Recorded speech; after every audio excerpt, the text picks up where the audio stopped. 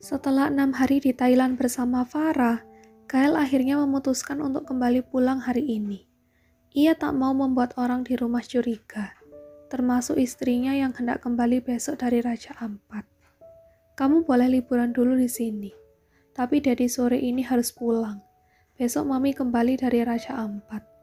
Daddy tidak mau buat Mami curiga, jelas Kyle. Farah memeluk Kyle dari belakang dengan erat, seolah tak mau ditinggal pergi begitu saja oleh Kyle. Diam sehari lagi di sini, Dad, bisik Farah. Daddy nggak bisa sayang, nanti kita bisa ketemu lagi setelah kamu kembali juga, jelas Kyle. Kalau begitu aku ikut pulang juga sekarang, kata Farah. Terserah kamu, tapi kalau kamu masih ingin liburan di sini juga. Kyle tiba-tiba menghentikan ucapannya. Ia tampak memegang dadanya bagian kiri. Wajahnya meringis seperti menahan sakit. Kenapa, Dad? Farah menghadap ke arah Kyle, sambil menatapnya dengan khawatir. Kyle tak menjawab. Ia tetap meringis sambil memegang dadanya bagian kiri.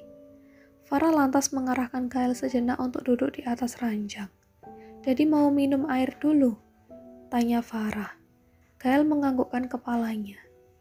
Farah dengan sigap meraih air mineral yang disediakan di dalam kamar hotel. Lantas ia berikan pada Kyle agar segera diminum.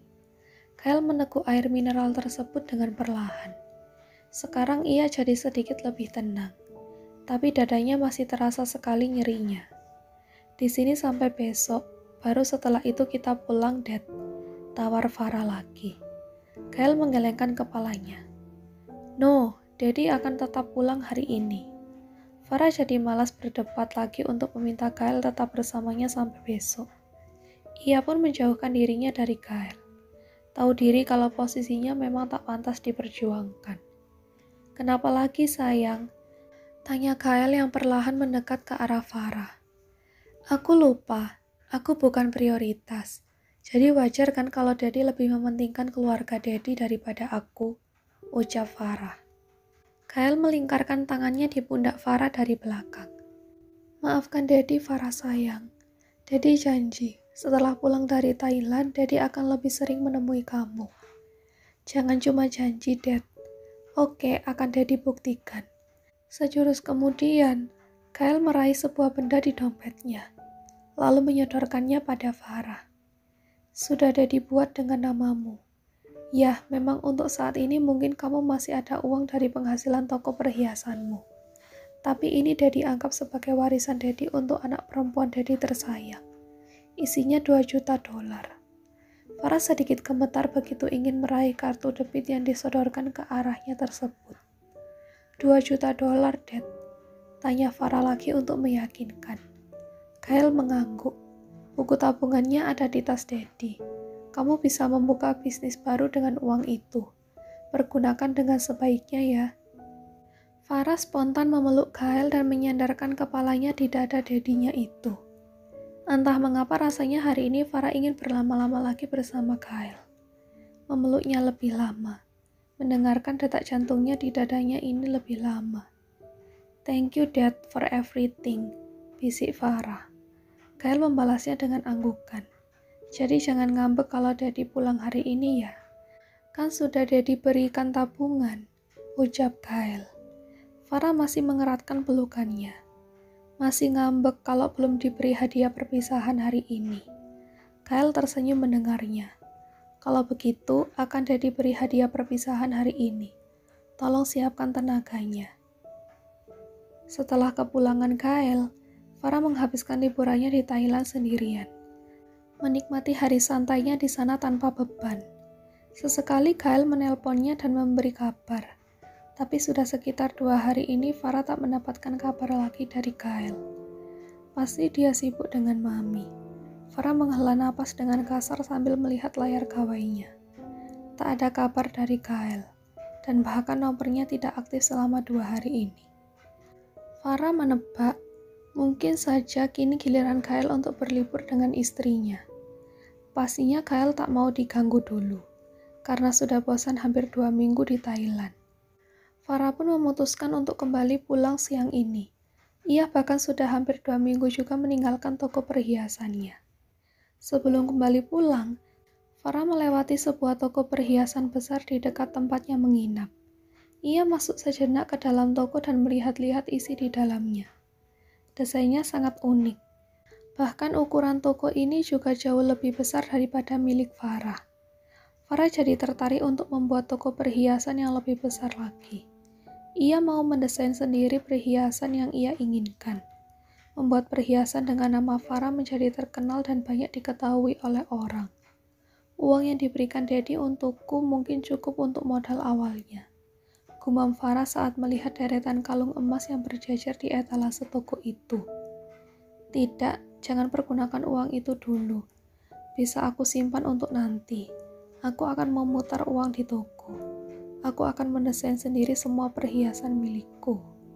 Farah tersenyum sendiri begitu membangun semua ambisinya. Ia ingin mandiri secara finansial. Suatu saat nanti kalau ia pergi dari KL, setidaknya dirinya sudah memiliki sendiri pegangan. Tak perlu lagi bergantung pada laki-laki kaya. Urusan mau menikah atau tidak di masa depan, Farah tak mau memusingkan. Tak menutup kemungkinan Farah nanti bertemu dengan laki-laki lain. Saat itu terjadi, Farah harus memastikan sebelumnya untuk pergi menghilang dari KL. Setelah Farah puas menghabiskan sisa waktunya di Thailand untuk melihat perhiasan, Farah pun akhirnya kembali ke Indonesia di sore harinya. Di apartemen, Farah melirik gawai miliknya. Tak ada juga kabar dari KL. Ada sedikit rasa kecewa. Tapi inilah resiko kalau main petak umpet. Farah tidak boleh pakai perasaan yang berlebihan. Farah pun mandi sejenak, melepas rasa lelah akibat penerbangan barusan. Selesai mandi, gawai miliknya berbunyi. Cepat-cepat Farah meraihnya, berharap itu dari KL. Tapi wajah Farah yang awalnya sumringah, tiba-tiba saja berubah menjadi kecut saat tahu kalau ternyata bukan KL yang meneleponnya, tapi Cynthia.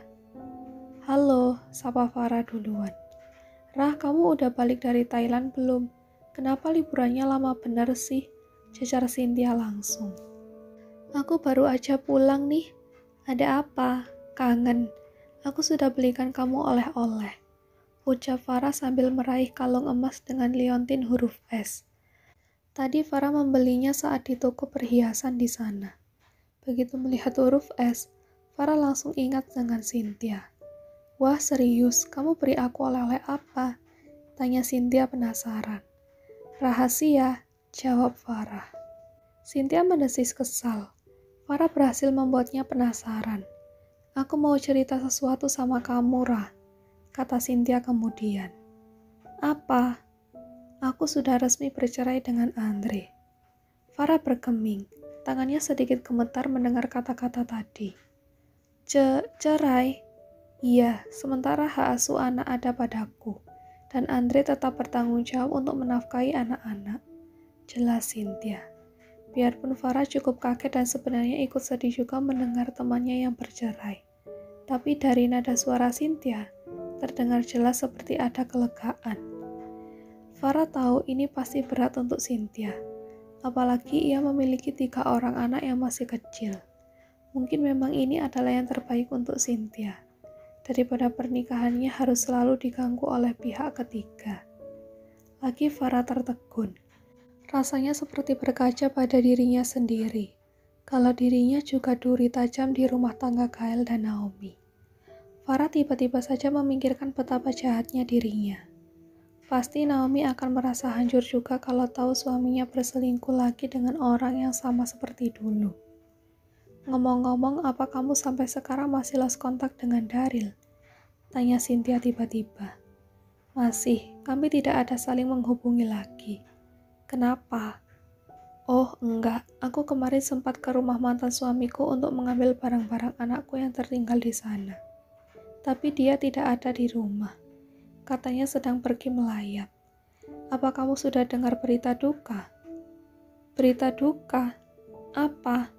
Mantan suamiku mengatakan kalau ayah dari CEO Harrison Corporation kemarin pagi meninggal dunia.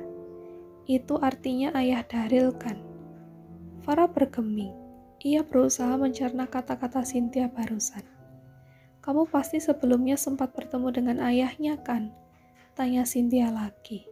Cynthia tak tahu kalau ayah Daryl adalah orang yang sama dengan sugar daddy Farah di masa lalu. Ia juga tak tahu kalau kemarin Farah ke Thailand bersama dengan ayah Daryl ini. Mantan suamiku juga bilang kalau ayahnya Daryl terkena serangan jantung mendadak. Kasihan juga ya, Ra. Apa kamu enggak mau ucapin belasungkawa ke mantan pacar kamu itu? Cynthia tak mendengar jawaban apa-apa dari Farah. Halo Farah, kamu masih di sana? Halo? Halo? Farah masih menempelkan gawainya di telinga.